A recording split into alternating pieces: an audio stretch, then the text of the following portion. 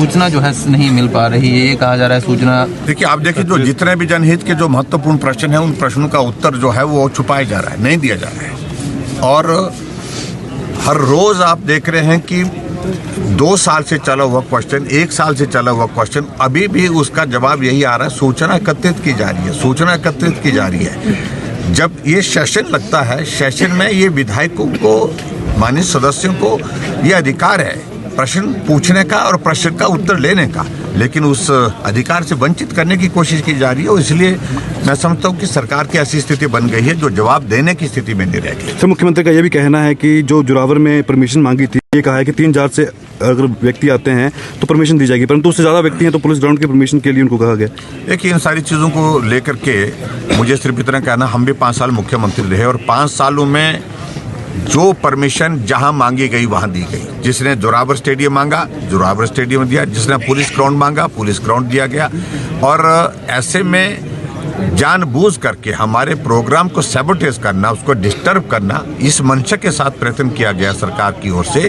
लेकिन कल जब मुख्यमंत्री से बात की हमने कहा कि अगर जोरावर स्टेडियम में आपने तीसरी बार जो हमारी परमिशन जो है वो फिर रोक दी है, ऐसी सूरत में हमारे पास कोई चारा नहीं हो गया, हम गेट के अंदर विधानसभा के प्रीमाइसेस में फिर रैली करेंगे। क्या लगता है पुलिस बल आपको ये रैली और इसलिए 3 साल के जश्न का जो कार्यक्रम मंडी में ये कर रहे हैं उसका हमने विरोध किया है।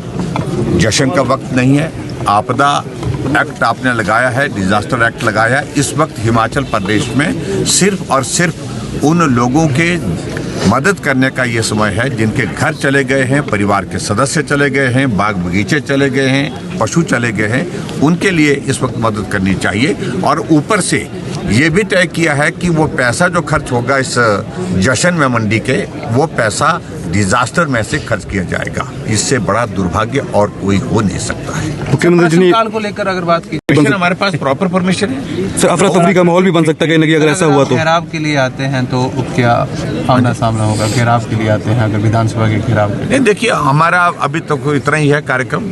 वहाँ पर हम कानून व्यवस्था को सुनिश्चित करने की कोशिश करेंगे, लेकिन सरकार की ओर से प्रोवोकेशन ना हो, सरकार की ओर से अनावश्यक रूप से परेशान ना किया। सर, जॉब ट्रेनिंग पॉलिसी को लेकर के जो छात्र हैं वो अब आज धरना करने वाले हैं यहाँ पर, तो आपका उस पे क्या रहेगी कि अगर ये जो सरकार ने किया ये सही था कि छात्रों को उठा के जेल में डालना, अगर वो उनके खिलाफ जाके प्रदर्शन कर रहे हैं? देखिए, यहाँ सभी ऑर्गेनाइजेशन के लोग पहले से प्रदर्शन करते रहे हैं और प्रदर्शन करना एक लोकतांत्रिक अधिकार है सभी लोगों का।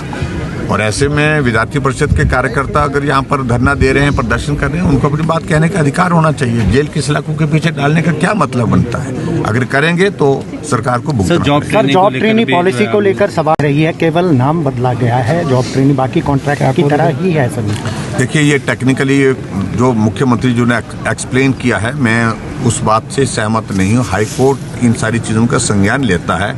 सिर्फ कॉन्ट्रैक्ट शब्द के लिए हाई कोर्ट का ऑब्जेक्शन था और जैसे ही उनको मालूम पड़ेगा तो ये मामला फिर वहीं पहुंचेगा और फिर स्टक डाउन हो जाएगा हाई कोर्ट पे जाकर। धन्यवाद।